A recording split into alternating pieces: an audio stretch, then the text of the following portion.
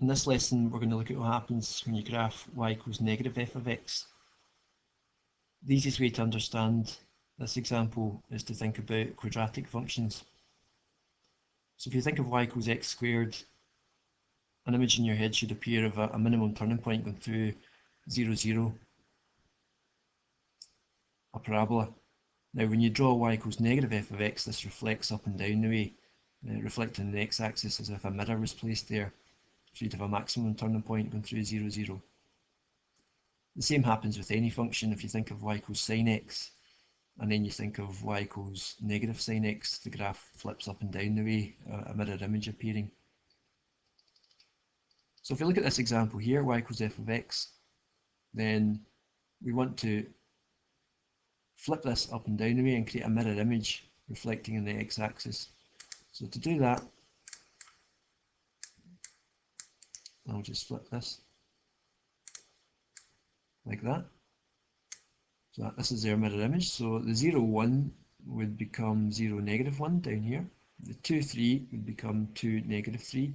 And the 6, 1 would become 6, negative 1, just like over here. Again, using your d dashed, and f dashed.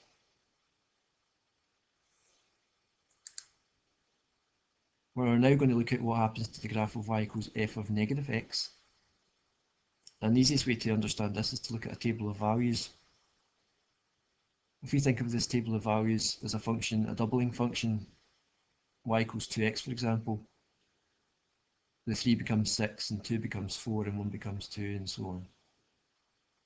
If we were to think about what the function f of negative x would look like for this, then that 3 would become a negative, because it would be negative x, that 2 would become negative 2, that 1 would become negative 1, and these values would become positive 1, 2 and 3. And the same would happen below, you'd get a 2, 4 and 6, negative 2, negative 4, negative 6, so it would flip over, if you like, sideways. The same thing happens to the graphs. This graph would be flipped over. In this case, it would be about the y-axis at 0. So if I flip this left and right, then this is what the image would look like, a reflection. I know it's out the screen here.